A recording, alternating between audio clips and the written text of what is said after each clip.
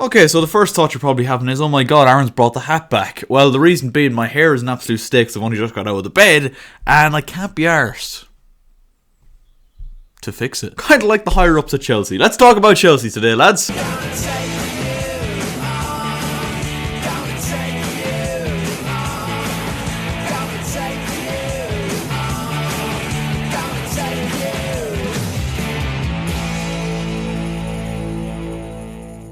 Hello guys, how are you getting on? My name is Aaron Kelly. You're very welcome back to another episode of the Premier League Verdict here today. Like I said in the intro, we are going to just talk about Chelsea after a defeat that arguably, isn't definitely by far not our worst defeat this season, and certainly not our worst performance this season, but I mean, it's still not good, is it? Chelsea 0, Manchester City 1. I'd be lying if I said I was expecting for Chelsea to get anything out of this game.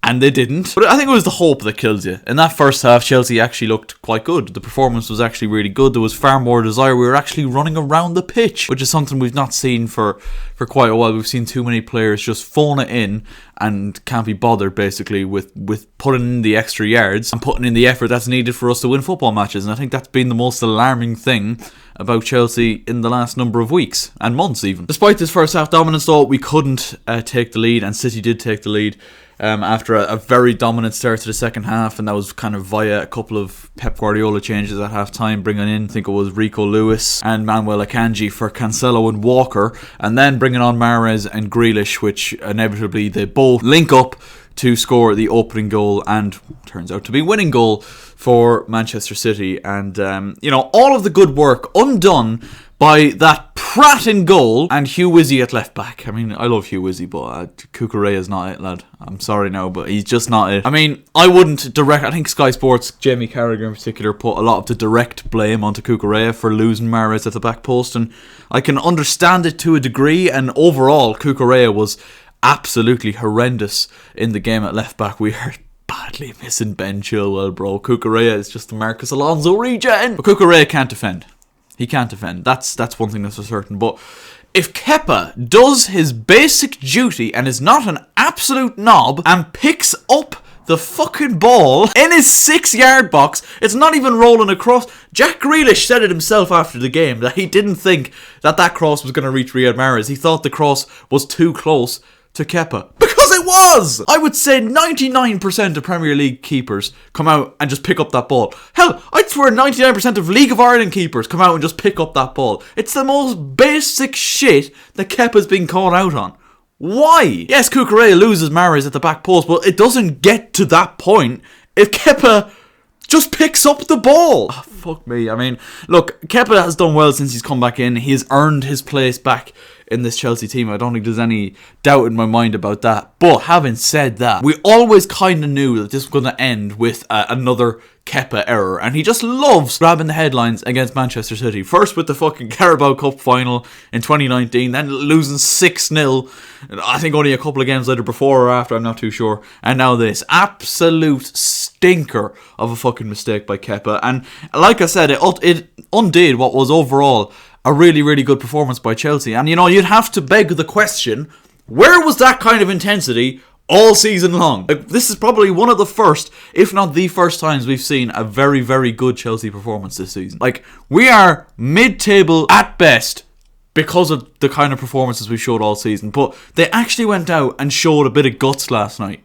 Okay, it wasn't enough in the end. Manchester City inevitably are just a better team and Kepa fucked us. But still, where's that been? If Chelsea lose a game and you can tell that every single player has given it their all and they've left everything out there on the pitch, you can't really ask much more than that, can you? But Chelsea this season have been phoning it in and have just not been bothered. There is clear talent in that squad, but they've just been not bothered, not arsed. A couple of shout outs I have to give. Mateo Kovacic I thought was excellent, particularly in the first half. He got overrun a little bit in the second half. I think Chukwuemeka, when he came on, was absolutely excellent as well. Lewis Hall could have got a goal, but overall far more impressive than Cucurella, and Lewis Hall only played for 10-15 minutes. Omari Hutchinson got a couple of nice touches on the ball as well. It was nice to see him get a touch, and maybe this is the direction Chelsea need to go going forward. We have been absolutely horrendous in the transfer market. Obviously the transfer window has only just begun, but we're fannying over this fucking Enzo Fernandez deal, and I honestly don't really want Enzo Fernandez if we're going to pay 120 odd million for him, because he's not fucking worth that. He's not.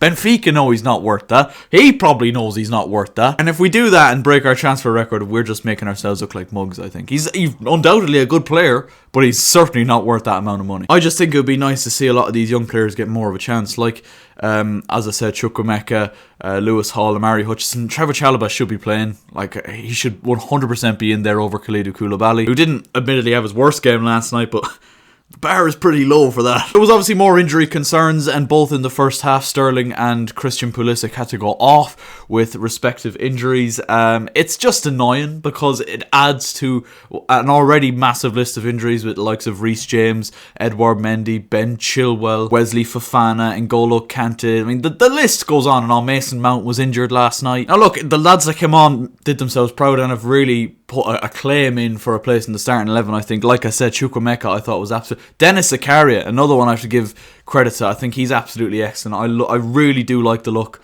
of Dennis Zakaria in this Chelsea team, and I would love to see us make his deal permanent. I think he is only on loan, isn't he? I think just a really dynamic midfielder, breaks things up, is able to travel with the ball, a good dribbler, strong as fuck as well, and I think he would seriously add a lot to this Chelsea midfield going forward. I think him and Kovacic are a really nice balance in there. Another big talking point, Aubameyang.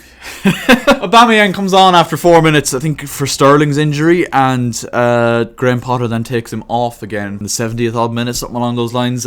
He is just an awful player. I mean, everything that he touched last night was just like, he could have cost us a goal at one stage as well, giving the ball away about 30 yards from our own fucking goal. I just think that Aubameyang transfer was like one of the worst things we could have done, one of the worst signings we could have made. Yes, we needed a centre forward, but I mean, I would have been happy to go with no centre forward than signing Aubameyang, in my opinion. I don't see Aubameyang lasting at Chelsea too much longer if Graham Potter is given the license to get rid of players that he wants and bring in players that he wants. I can't see Aubameyang lasting too much longer at the club, and good. But Chelsea are still 10th, and the question I'd have to ask moving forward is, will we see that level of commitment and energy and just desire in general in our next game against Fulham? Will we see it? That's the big thing. And, you know, I seen people in my TikTok comments last night saying that the performance was good, and it was. For the first half, I'd say second half we definitely fell off a lot, but for the first half it was definitely there. And you'd have to ask again, where was that all season? But will we see it again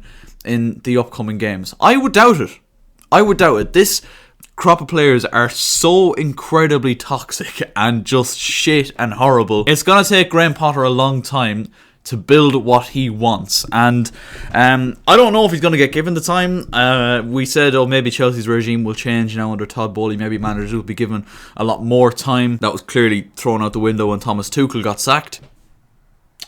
I'm still sad about Thomas. And, you know, a lot of people blame, there's a lot of blame going on to Graham Potter at the minute, and I understand why he's the man in charge, but you also have to understand he's only in there a couple of months, and he's not even had a transfer window to start signing players that he realistically wants. Benoit Badiashile has signed for Chelsea. It's an interesting signing. We definitely need depth in that area. I would have loved to see Trevor Chalobah get more of a chance at centre-back, but Koulibaly's not it. Thiago Silva's not getting any younger, so a centre-back signing was definitely on the agenda, and luckily we've managed to get that. I think we need a new goalkeeper. I think we need a new striker. I think we need a new left-back, and that's incredible that we just spent 60 million on Marco Correa, and I'm telling you, he's not it. And look, Man City overall probably had about 20 minutes of dominance at the start of the second half, and that's all they needed to win the game, and that, I guess, shows you the difference between the two sides. Chelsea were dominant for the whole first half, but didn't really test Ederson all that much. Chukwuemeka has a shot that hits the post. That was about the closest that Chelsea came. But yeah, disappointed with the defeat, encouraged by the performance, but massively